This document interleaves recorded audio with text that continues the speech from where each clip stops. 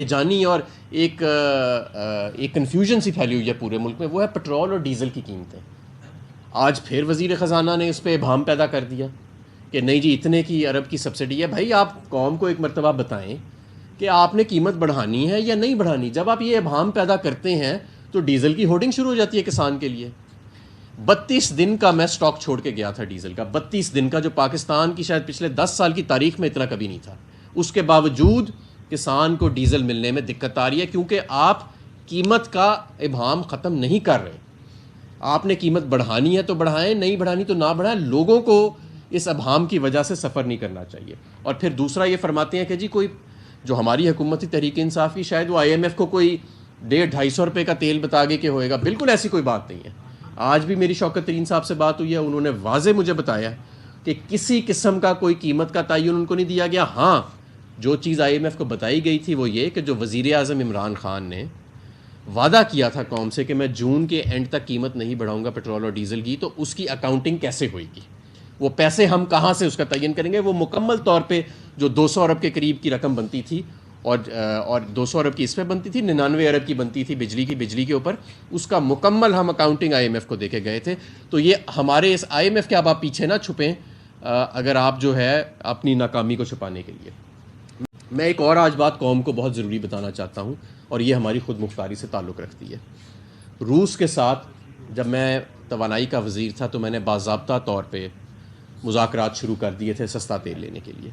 और रूस से इस वक्त बेशतर दुनिया के ममालिक, जिसमें वेस्टर्न यूरोप के ममालिक भी हैं और हमारे साथ जो इंडिया है, हिंदुस्तान, वो भी 30% डिस्काउंट पे तेल ले रहा है। तो अगर ये तेल पाकिस्तान ख़रीद ले रूस से जो मिल रहा है, और बाकायदा इस पर मेरी कम्युनिकेशन जो है मैंने शुरू की थी रशिया के एनर्जी मिनिस्टर के साथ, हमारे जो मॉस्को में सफ़ीर हैं वो राब्ते में थे, PSO की तरफ से एक ट्रांजैक्शन स्ट्रक्चर जो था वो मुकम्मल कर लिया गया था तकरीबन, और हम हतमी इसको एक शक्ल दे रहे थे।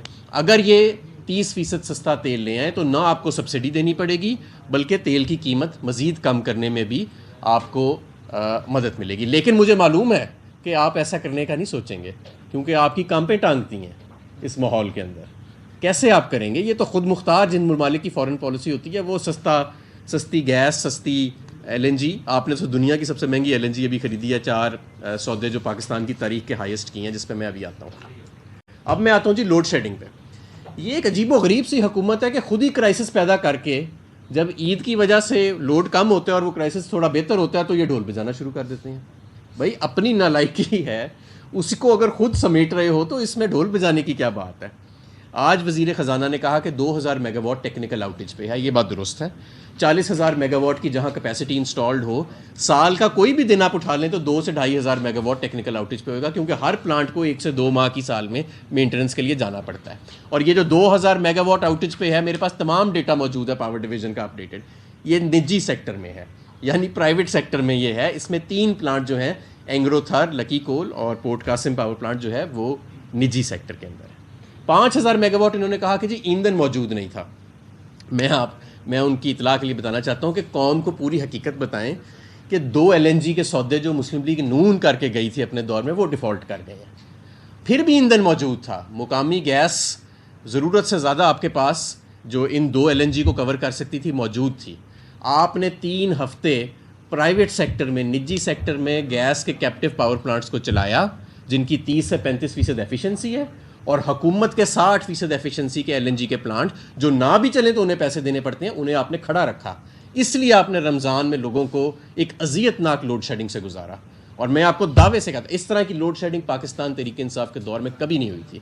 अगर आप बर वक्त सिस्टम गैस को डाइवर्ट कर देते तो लोगों को रमज़ान में इस अजियत से ना गुजरना पड़ता। पाकिस्तान ब्यूरो ऑफ स्टेटिस्टिक्स की आप वेबसाइट पर जाएँ तो अप्रैल के आखिरी हफ्ते में उनकी जो सेंसिटिव प्राइस इंडेक्स एक आती है, 28 अप्रैल को 50% जो फूड बास्केट में आइटम्स हैं, 50% उनमें इजाफा हुआ उनकी कीमत में। तो कहाँ है आपकी एडमिनिस्ट्रेशन? आप तो महंगाई मार्च करते थे। ये मामलात ऐसे नहीं चलेंगे। 1 महीने के अंदर मईशत बेहंगम हो गई, नालायकी की वजह से लोड शेडिंग आ गई, अभाम पैदा करने की वजह से कीमतों के ऊपर डीज़ल की किसान को शॉर्टेज आ गई, महंगाई में इजाफा, और महंगे तरीन 4 LNG के सौदे जो हैं वो खरीद दिए गए। और हमारे जो वज़ीर ख़जाना है वो एक गैर संजीदा सियासी किस्म की प्रेस कॉन्फ्रेंस कर रहे हैं, जबकि मुल्क जो है वो आपकी इस नालायकी और मुकम्मल तौर पे जो बदइंतज़ामी है उसकी वजह से सफ़र कर रहा है। ऐसे मामलात नहीं चलेंगे। और मैं आखिर में आपको ये कहना चाहता हूँ, अभी भी वक्त है, क्योंकि आपकी हुकूमत तो एक मसनूई हुकूमत है, नीचे अवाम की उसे हमायत है कोई नहीं, अवाम पे आप मुसल्लत हुए हैं, इम्पोर्टेड रजीम आप बने हुए हैं। अगर आपसे मामलात नहीं संभल रहे, फौरी तौर पे आप इलेक्शन में चले जाएं। ये कौम अब मज़ीद इलेक्शन का इंतज़ार नहीं कर सकती। ये जो 80 जमातों की 85, हम सबसे बड़ी इस वक्त पाकिस्तान तहरीक इंसाफ, पार्लियामान के अंदर भी सबसे बड़ी जमात पाकिस्तान की इस वक्त पाकिस्तान तहरीक इंसाफ है, और सबसे बड़ी जमात वफाक की अलामत इस वक्त पाकिस्तान तहरीक इंसाफ है। बाकी तमाम जमातें जो हैं वो पार्लियामान में भी हमसे नंबरों में आधी हैं, और उनकी पूरे पाकिस्तान में उस तरह नुमाइंदगी भी नहीं, वो छोटी छोटी रीजनल पार्टीज़ बन गई हैं। तो हम आपसे ये डिमांड करते हैं कि फौरी तौर पे इलेक्शन कराएं, क्योंकि सियासत तो आपने तबाह की है इस मुल्क की, फॉरेन पॉलिसी और ख़ुद मुख्तारी तो आपने तबाह कर दी है इस मुल्क की, अब आप ये इस मुल्क की मईशत भी तबाह कर रहे हैं। और ये जो हमने एक तिनका तिनका करके हम जो फॉरेन एक्सचेंज रिजर्व 4 मार्च को तो $22 अरब फॉरेन एक्सचेंज रिजर्व थे, वो 1/4 उनका हिस्सा ख़त्म हो चुका है। तो ऐसे मामलात नहीं चलेंगे, ये मामलात आप छोड़ दें, ये आपसे नहीं हो पाएगा।